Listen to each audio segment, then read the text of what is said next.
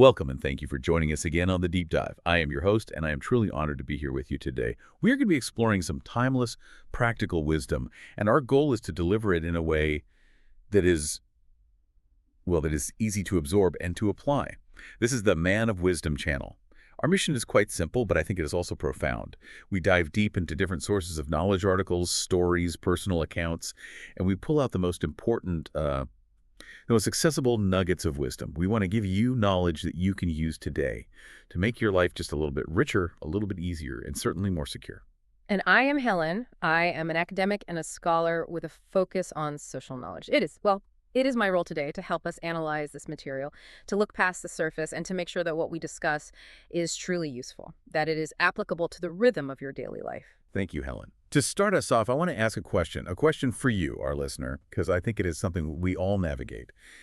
Do you ever find yourself needing just the right gentle words when you unexpectedly run into an old friend, someone you have not seen in many, many years? Maybe you feel a little surge of awkwardness where the polite words they just escape you in the moment. Oh, that is a very common experience. I think the older we get, the richer our history becomes. And sometimes running into someone from our past can feel like opening a book we forgot we even owned. Exactly. And on a completely different but equally vital note, perhaps you are wondering if it is too late. If it's too late to make small, simple changes to gain more financial peace of mind. That invaluable feeling of security that comes from knowing you have a safety net, a clear path forward. They are indeed profound and universal concerns, are they not? Both social connection and financial stability are the irreplaceable cornerstones of a fulfilling life, especially as we gain experience and wisdom.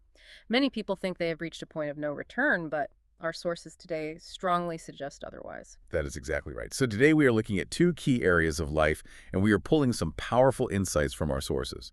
First, we will examine effective social connection, specifically the language you need to handle graceful and meaningful reunions, to help you build and maintain those important bonds. And second, we will explore accessible financial strategy. We are moving beyond complexity here. We will examine 5 simple foundational rules for building security and peace of mind. These were shared by an elderly, generous man in one of our sources. We will focus on the why and the how so you can apply this wisdom immediately. So we are establishing 2 core themes here. The first is about community, about connection, connecting with people from our past, maintaining those ties. It is deeply important for our overall well-being and happiness. We just need the right vocabulary to navigate those sometimes sensitive, sometimes surprising reunions. We're looking for graceful conversation. And the second theme is focused on practical strategy. Yeah. Financial security is absolutely not about complicated schemes or high-risk ventures. Those can often confuse and intimidate. It is about having a solid safety net and following clear bedrock principles. And we must stress this, it is never too late to adopt these principles. Regardless of your current age or your current circumstances, we are going to make this foundation practical and straightforward. Let us jump right into the social side of life then, because these interactions, they define so much of our happiness. Our sources use high school reunions as a perfect case study for reconnecting. But I think this applies much more broadly, does it not? It could be an old workplace cohort, a college group, or even just a chance meeting at the grocery store with a former neighbor. That is a very good point. A high school reunion, specifically. Well, it is defined as a gathering when former classmates meet up, often 5, 10, or even 20 years after graduation. Our source notes that these reunions are frequently scheduled at different intervals. The 10 and 20-year marks seem to be particularly popular. And why is that? Why those later marks, do you think? Well, because they offer more time for people to have truly changed. The 5-year reunion might feel like you just saw everyone, but 10 or 20 years, that gives lifetime to work its changes, both good and bad. It increases the potential for surprise, which is actually a big part of the appeal. That leads us right into the fascinating shift in popularity. It is important to realize that reunions used to be absolutely critical for catching up, before the technological revolution of the internet. The source reminds us that back then, communication was mainly by telephone or more often by mail. And think about that reality for a moment. If you did not attend that reunion, you might simply lose touch entirely with hundreds of people. The connection was dependent on physical proximity or the effort of written correspondence. Exactly. Now, we have powerful social networking websites like Facebook. We see photos, we see videos, and the element of surprise is certainly lessened because we might already know if someone got married or had children. And yet, people still attend these in-person events in droves. Why is that? Because they want to see those they lost touch with or those they are not connected to online. There is a deep desire for organic, personal interaction that a screen just cannot replicate. It is the texture of human connection. And that leads us to the real magic, Yeah. the element of surprise. Our source points out the common expectation of how people might have changed, sometimes dramatically. You might encounter the person who was perhaps considered the nerd or maybe socially awkward, who has now become incredibly successful or remarkably attractive. We love those stories of transformation. And conversely, there is the surprising decline, which is often equally interesting to human nature. The high school football captain, the popular one, might have experienced a significant decline. Perhaps he is now out of shape, suffering professional setbacks, or just appeared sad or burdened by life. These types of profound, often shocking surprises are absolutely part of the appeal because they reflect the true, unpredictable, and humbling path of life after those formative years. It certainly makes for great conversation, but it also requires, well, it requires great conversational language so we do not appear insensitive or awkward. So let us get into the essential phrases we need for small talk and reconnection, starting with the phrase, to catch up. To catch up is fundamental in these situations. It means to find out what people have been doing since the last time you talked. This includes the major life updates, marriage, work, hobbies, children, or perhaps major travel adventures.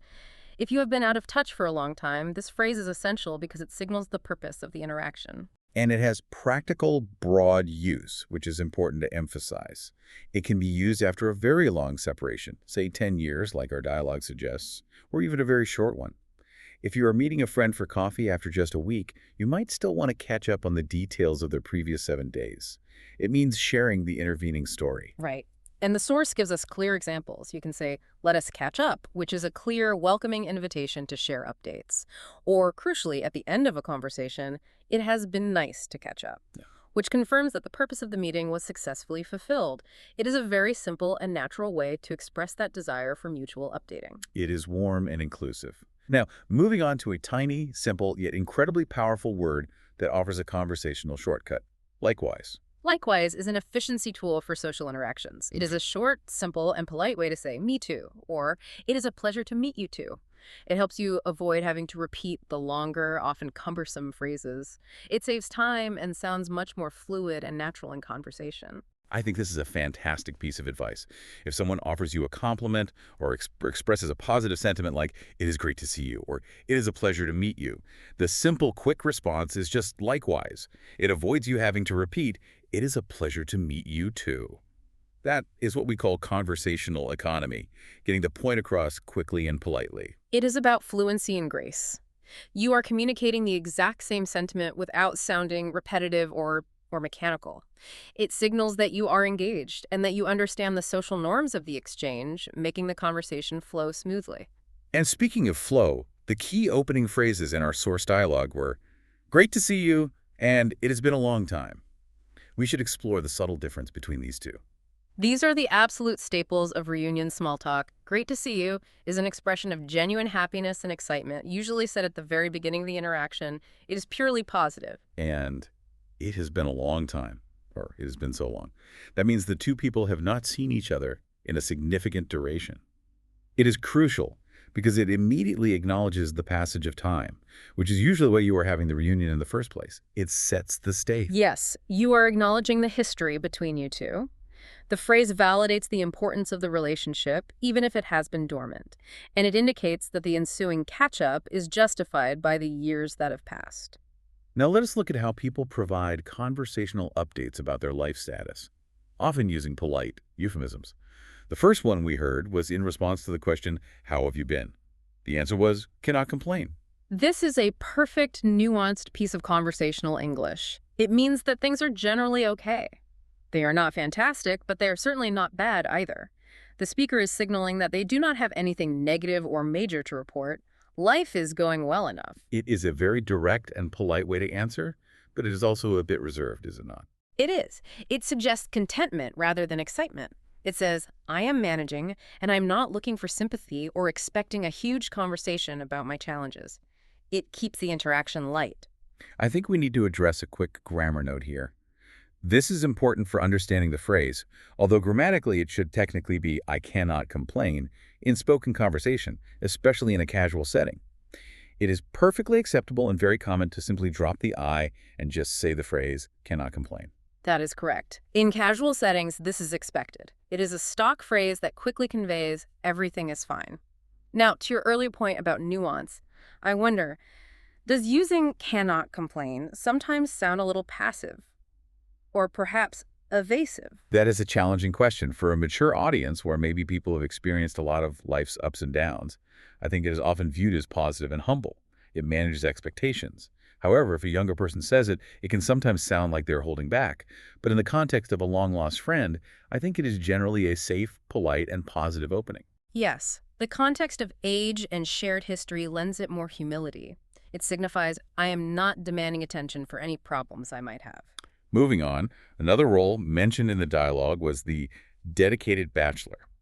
This is a specific identity that comes loaded with cultural ideas. A bachelor is defined as a person who is single and not married. And critically, our source specifies that a bachelor is always a man. A woman cannot be called a bachelor. The term refers specifically to an unmarried man. And adding the word dedicated changes the meaning slightly, does it not? It emphasizes that he does not seem to want to get married. He is content to stay single. This conveys a sense of commitment to the single lifestyle. And we must discuss the relatable stereotype here, which is often exaggerated for humor. The source mentions the common, often humorous idea of a bachelor's lifestyle. Perhaps he has only beer in the refrigerator, or he has many relationships but no permanent partner. This is the common image associated with the term that people often joke about at reunions. The conversation also brought up the tender phrase, high school sweetheart. That phrase, it evokes instant nostalgia. It absolutely does. A high school sweetheart is defined as the person you loved when you were in high school. It evokes a lot of sentimentality about first love's youthful romance, those intense feelings we often experience in our formative years. What stands out in the source dialogue is the complexity around this term. The dedicated bachelor mentions having a beautiful daughter with his high school sweetheart, Mary, even though they did not stay together or marry.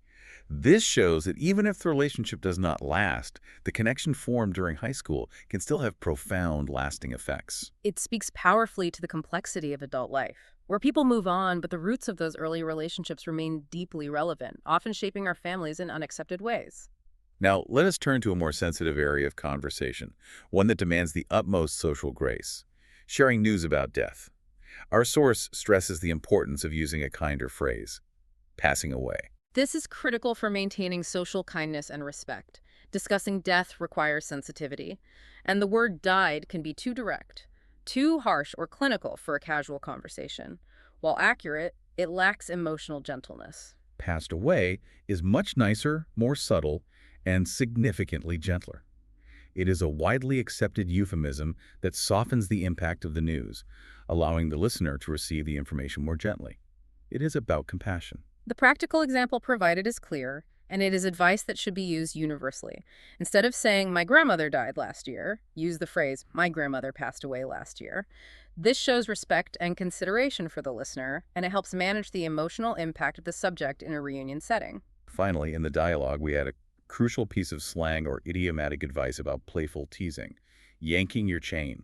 This is a phrase where the crucial advice is, do not try to translate this literally. It is a fixed phrase. A literal translation will not make any sense at all. The meaning is simple. I am just joking. I am not serious. I am kidding, or I am lying to you playfully. It is a way of teasing someone, a lighthearted way to backtrack. Right, and you use it immediately after you tell someone something that is not true to reveal the joke. For example, if someone asks, are you serious about that? And the friend replies, no, I am just yanking your chain. It is an immediate clarification that the previous statement was purely for fun. It is a way of saying, relax, I was just teasing you. It is important for you to know this phrase so you do not take a joke too seriously if someone uses it on you. And with that, we have equipped you with practical language for navigating social reunions with grace and understanding. You are ready to handle those long-lost connections confidently. Exactly. These simple phrases provide confidence in interactions that can sometimes feel awkward after years of separation. Now, let us acknowledge the synergy here. The confidence you gain from mastering social interactions can actually translate directly into confidence in financial planning. I love that connection. Social mastery, financial mastery, they both require clarity and intentionality. Let us shift gears entirely and move into our second vital theme: achieving lasting financial peace of mind. This part of the deep dive comes from an incredible foundational anecdote found in our sources. It details the journey of a young man named Sam and the wisdom shared by an elderly, experienced figure, Mr. Hayes. We need to really slow down and absorb this story. The context is highly relatable, regardless of age. Sam is 27 years old and has been working diligently, very hard for 5 years, earning what he describes as a decent, respectable wage. Yet he finds himself perpetually unable to get ahead, unable to achieve true wealth. He takes a daring step, a move based on pure curiosity and humility. He approaches the grand mansion of Mr. Hayes, a man who was known to be wealthy but also notably humble and incredibly generous. This act of curiosity leads to the life-changing lesson. Mr. Hayes, recognizing Sam's earnest search for guidance, shares 5 core principles about money. He emphasizes these are principles that Sam, and by extension our listeners, you will not learn in the school. They are practical, tested truths. We must emphasize the relatability for our senior audience here. We are stressing that this is foundational advice that transcends the generational gap.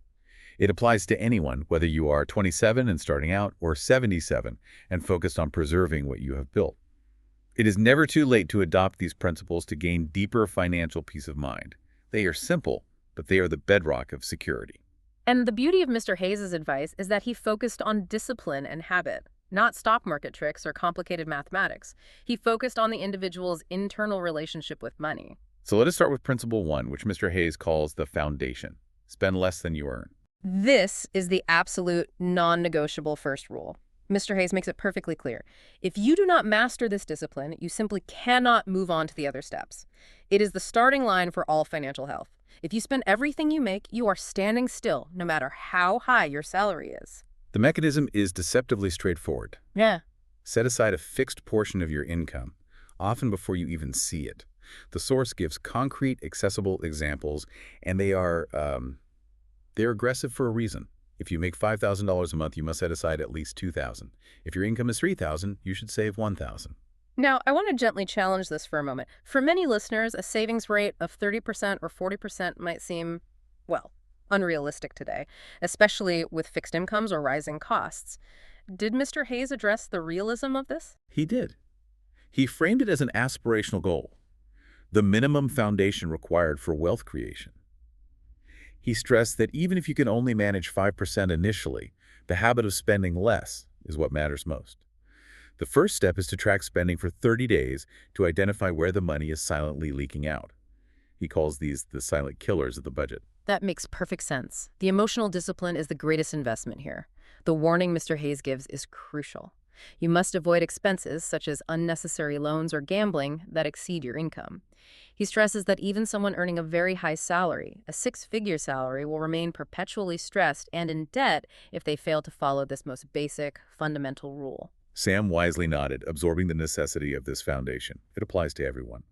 Once that necessary buffer is established, Mr. Hayes moves on to Principle 2. Your safety net? Have an emergency fund? This is the principle of preservation, and it is vital for emotional as well as financial peace. Life is fundamentally unpredictable. We all know this through decades of experience. Unexpected events happen. A major car repair, a leaky roof, or even a sudden job reduction or unexpected medical bill. These events are often expensive and incredibly stressful. The consequence of lacking such a fund is highly restrictive. Without that safety net, you are forced to make decisions under duress.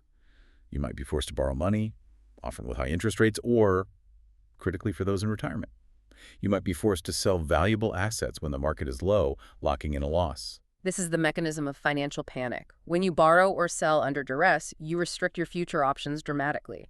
And this is a massive source of stress, anxiety, and sleepless nights. The emergency fund. It is your critical safety net. But where should listeners keep this fund? Is it a high-risk investment? Absolutely not. Mr. Hayes stressed that this fund must be safe and liquid. It should not be in the stock market where it can lose value overnight. It should be in a safe, easily accessible account, like a high-yield savings account. It is breathing room. It allows you to deal with the inevitable emergencies calmly, knowing your immediate financial security is protected. That is a crucial distinction. Safety over growth when it comes to the emergency fund. This buffer allows us to be calm and strategic. Now, once the preservation is secure, Principle 3 is where the advice really shifts from protection to maximizing your existing value. The best investment to renew you. Invest in yourself. Mr. Hayes addresses a common hesitation that many people, regardless of age, feel: the uncertainty or intimidation about investing in external markets like stocks or starting a complicated new business due to a perceived lack of knowledge. The solution he provides is elegant in its simplicity and perfectly suited for a mature audience. The best investment you can make right now is in your own skill set and wisdom. This is foundational and inherently low risk compared to external market investments. Let us dive into the application of this advice because this is where the senior audience has a massive advantage. Take your existing skill set, whether it is years of carpentry experience, specialized plumbing knowledge, decades of managing people, and invest your time, energy, and a portion of your savings from Principle 1 into mastering it further. We should think of this as compounding knowledge. Interest compounds over time, but so does your expertise. The source offers actionable steps here. You do not just stop at doing your job or enjoying your retirement. You should learn the latest changes in your field. Explore ways to market your existing, specialized wisdom better. Use some of the savings you establish to refine your expertise. This improvement can take many practical forms. For a mature audience, this might mean taking online courses to learn new skills. It could mean buying specialized tools that increase your efficiency in a craft. Or, most importantly, it could mean reading relevant books or becoming a mentor to solidify and monetize existing wisdom. Investing in yourself means making yourself more valuable and more relevant. Sam realized the immense value of these words. He expressed regret that he had not learned this sooner. That shows the power of this idea. That improvement is always possible, regardless of age. This leads directly to Principle 4. Expanding your income. Start earning more. This is the natural transition from Principle 3. Once you have dedicated time and resources to hone your abilities and increase your value, once you have something unique and specialized to offer, your next logical step is to start earning more than you currently do. The path to growth, according to Mr. Hayes, often means starting your own business or consultancy. This might sound intimidating, but it is actually a fundamental shift in how you generate income, moving away from being limited by an employer. We need to clearly define the difference here. When you work a job, you are typically paid per hour. You're trading your finite time for money. If you stop working, the money stops. This is the definition of having a fixed income ceiling. But when you start earning based on value, the equation changes. The fundamental change is this. You are no longer paid per hour. Instead, you are paid based on what you produce, based on the value you create.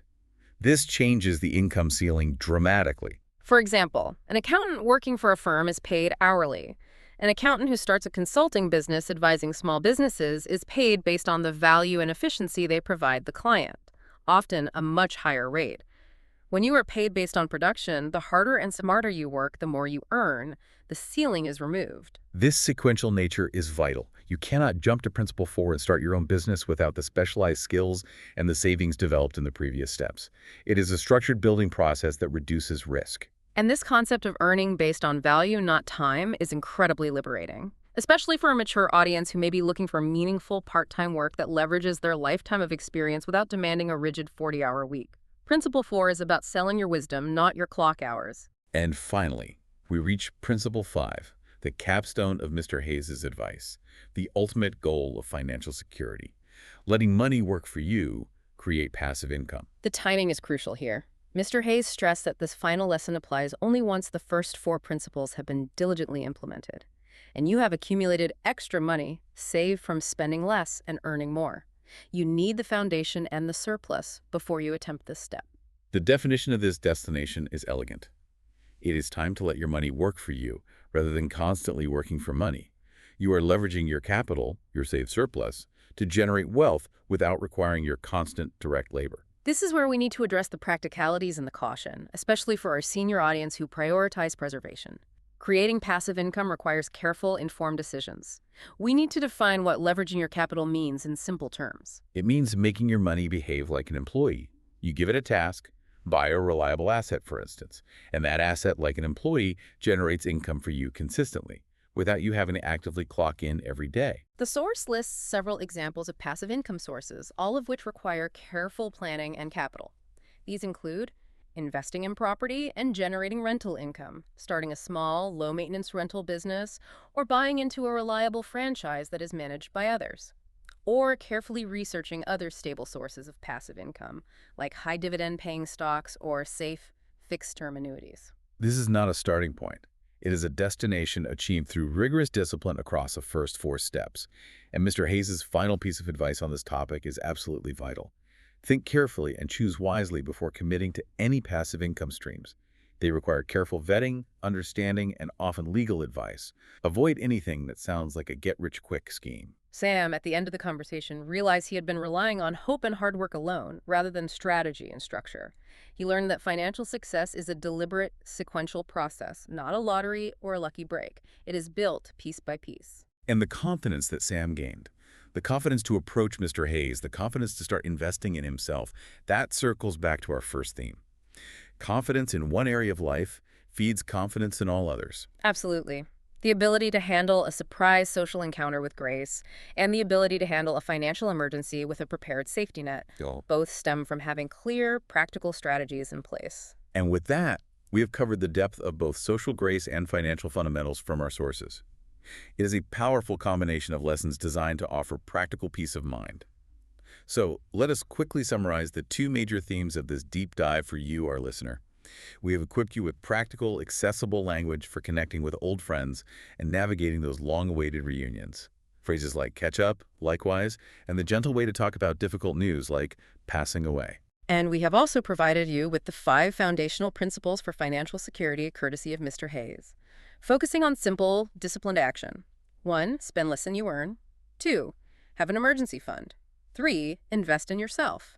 4. Start earning more. And 5. Create passive income, letting your money work for you. These 2 areas, social connection and financial stability, truly work in synergy, creating a foundation for a rich and secure later life. They do. We emphasize that both social well-being, having the confidence to connect and maintain valuable relationships, and financial stability, having a safety net and clear principles contribute immensely to a richer, less stressful life. These lessons are simple, but they are invaluable and they transcend age. Before we leave you to reflect on this wisdom, we encourage you to like, share, and subscribe to the Man of Wisdom channel so you do not miss future deep dives into practical knowledge you can use every day. Your support helps us continue to provide these detailed insights into what truly matters. And finally, here is a thought for reflection that builds on everything we have discussed today. We want you to consider the connection between your past choices and your present confidence. If you could revisit one high school memory now, armed with the financial wisdom of Mr. Hayes, knowing the importance of saving, investing in your skills, and valuing production, how would you have advised your younger self differently about managing money? And perhaps more interestingly, would that confidence, driven by early financial discipline, would that have changed who you chose to catch up with at the reunion, or how boldly you approached that conversation? Think about that carefully. How does wisdom in one area of life profoundly influence your decisions and your confidence in another? Thank you for joining us on this deep dive into foundational wisdom. We look forward to sharing more insights with you soon on the Man of Wisdom channel.